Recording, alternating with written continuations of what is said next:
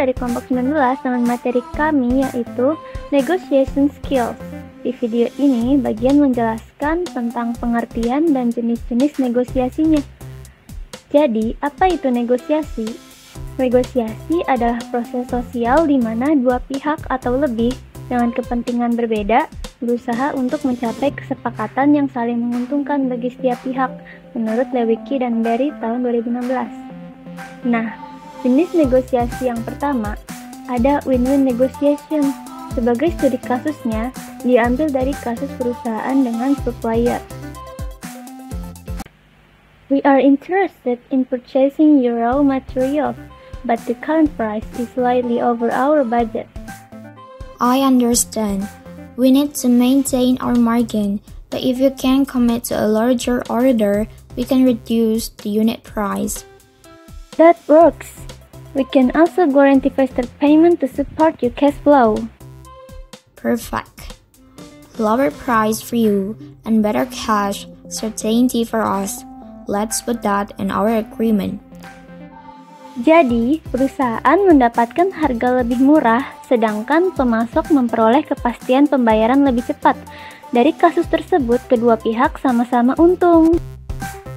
Selanjutnya, jenis negosiasi yang kedua, yaitu win-lose negotiation. Kasusnya berupa pemilik tempat dengan penyewa. The booth rental fee is $2,000 due to high demand. That is our final price. That's higher than our budget. Can we negotiate a lower rate? Unfortunately, all other booths are already taken. If you want the space, $2,000 is the only option. We have no choice. We will take it.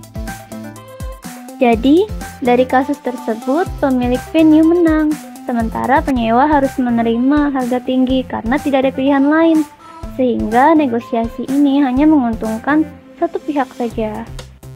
Jenis negosiasi yang ketiga, ada distributive negotiation. Contoh kasusnya berupa pembeli dan penjual. I can pay $1,500 for this motorcycle. That's too low. I need at least $2,000. Let's meet halfway at $1,700. Alright, $1,700, deal.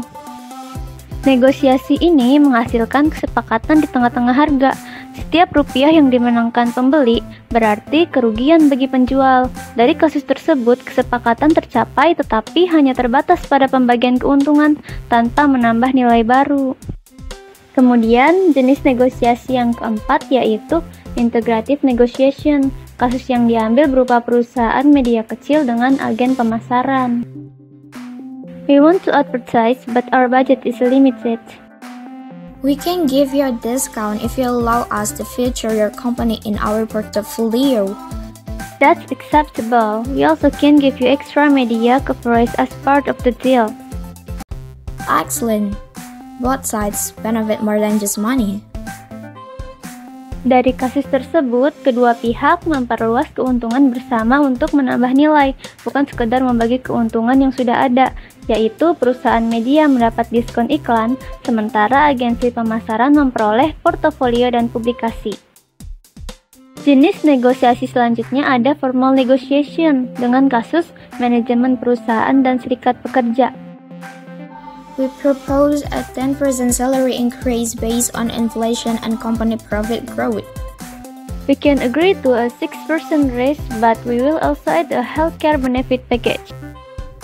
If that is written and signed in the contract, we accept. Yes, let's draft the formal agreement. Negosiasi resmi ini menghasilkan kesepakatan dengan kenaikan gaji 6% plus tambahan paket kesehatan. Kesepakatan tersebut tertulis dalam kontrak yang sah secara hukum sehingga kedua belah pihak memiliki kepastian dan perlindungan. Lalu ada jenis negosiasi yang selanjutnya, yaitu informal negotiation dengan kasus teman yang memilih makanan. I want to eat sushi tonight. I prefer pizza. Can we find a middle option?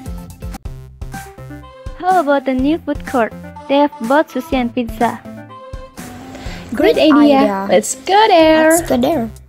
Dari kasus tersebut, negosiasi tercapai secara fleksibel tanpa aturan formal, karena semua pihak berkompromi dengan cara santai. Teman-teman tersebut menemukan solusi sederhananya, yaitu memilih food court yang menyediakan sushi dan pizza. Oke, itu dia materi dari video ini. Thank you for watching.